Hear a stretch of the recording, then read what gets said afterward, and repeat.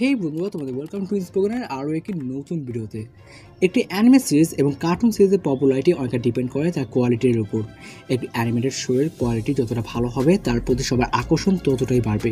বর্তমানে প্রায় প্রত্যেকটি অ্যানিমে এবং কার্টুনের কোয়ালিটি খুব ভালো হলেও আমার ছোটোবেলায় যেই অ্যানিমেটেড সিরিজগুলো দেখতাম তার কোয়ালিটি কিন্তু এত একটা ভালো ছিল না। বছর পর বছর এই কার্টুন এবং অ্যানিমেগুলো ধীরে ধীরে তাদের আর্ট স্টাইল অ্যানিমেশন ডেভেলপ করেছে।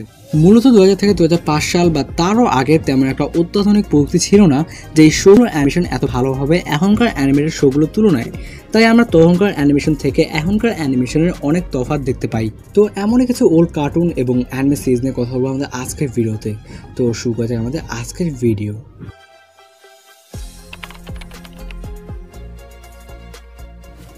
Number 1, Pokemon. এই অ্যানিমে সিরিজটি বাংলাদেশে কম পপুলার না। আমাদের এখনও মনে আছে পোকেমন হাঙ্গামা টিভির মধ্যে ডেইলি একটি করে এপিসোড দেখানো হতো, আর আমরা প্রত্যেক দিন অ্যাশের জার্নির একটি অংশ হয়ে থাকতাম। পোকেমন একটি 90s অ্যানিমে সিরিজ যার ফার্স্ট সিজন 1 এপ্রিল 1997-তে রিলিজ করা হয়েছিল। 1997 থেকে 2024 প্রায় 27 বছর ধরে এই অ্যানিমে সিরিজটি চলছে। সময় বিবর্তনের সাথে সাথে পোকেমনের অ্যানিমেশন কোয়ালিটি এরও অনেক পরিবর্তন হয়েছে। তোমরা পোকেমনের ফার্স্ট এপিসোডের সাথে একটি রিসেন্ট এপিসোডের কম্প্যারিজন করলেই তার তফাৎ বুঝতে পারবে। আর হ্যাঁ, তোমরা কিন্তু চাইলে এখন পোকেমনের রিসেন্ট সিজনগুলোর ইউটিউবে অফিসিয়াল বাংলা ডাবে দেখতে পারবে। Number 2, Doraemon. বাংলাদেশে এখন পর্যন্ত জনপ্রিয় হওয়া অ্যানিমে বা অ্যানিমেটেড সিরিজগুলোর মধ্যে অবশ্যই ডোরেমনের নাম সবার ওপরে থাকবে। ফুজুয়ের মাঙ্গার উপর বেস করে 2 এপ্রিল 1979 সালে ডোরেমন ফার্স্ট টিভিতে রিলিজ করা হয়, আর তখন থেকে এখন পর্যন্ত ডোরেমন টিভিতে চলছে।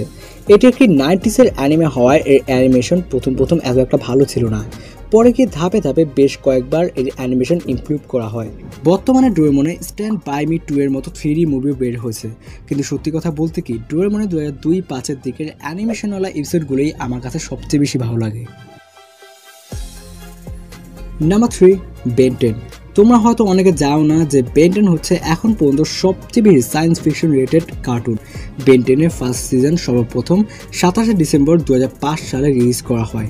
একইভাবে 2008 সালে বেন 10 এলিয়েন ফোর্স, 2010 সালে বেন 10 আলটিমেট এলিয়েন এবং 2012 সালে বেন 10 অমনিভার্স রিলিজ করা হয়। এই পর্যন্ত সব কিছুই মোটামুটি ঠিক ছিল, কিন্তু 2016 সালে কার্টুন নেটওয়ার্কে বেন 10 রিবুট আসে, যা বেন 10-এর পপুলারিটি শেয়ার বাজারের মতো মাটিতে আছড়ে ফেলে দেয়। By the way, Cartoon Network কিন্তু অফিসিয়ালিভাবে বন্ধ হয়ে গিয়েছে। তো বেন 10 রিবুট মূলত তৈরি করা হয়েছিল 8-10 বয়সের বাচ্চাদের জন্য। আমার মতে যার থেকে ওল্ড বেন 10-ই অনেক পরিমাণে বেটার ছিল। Number 4, Shinchan. ডোরেমন পোকেমনের মতো শিনচ্যানও একটি 90s অ্যানিমে, যার পপুলারিটিও বাংলাদেশে হিউজ পরিমাণে। একটি 5 বছরের বাচ্চা শিনচ্যানকে কেন্দ্র করেই এই অ্যানিমে মূল কনসেপ্ট। শিনচ্যান 13 এপ্রিল 1992 সালে রিলিজ করা হয়, আর এর আসল নাম মূলত ক্রায়ন শিনচ্যান। তো শিনচ্যানের প্রথম দিকের এপিসোডগুলো কোয়ালিটি তেমন একটা ভালো না হলেও 2000 সালের পরে এপিসোডগুলোর অ্যানিমেশন খুব ভালো ছিল। আর এখন তো শিনচ্যানের 3D মুভি বের হচ্ছে ডোরেমনের মতো। তো বন্ধুরা, এই ছিল আমাদের আজকের ভিডিওটি কেমন হয়েছে নিশ্চয়ই কমেন্টে জানিও, আর পরের ভিডিওটি কোন টপিকটি বানাবো সেটাও কমেন্টে জানিও। তো দেখা হবে অন্য কোনো ভিডিওতে। এখনকার মতো বিদায়।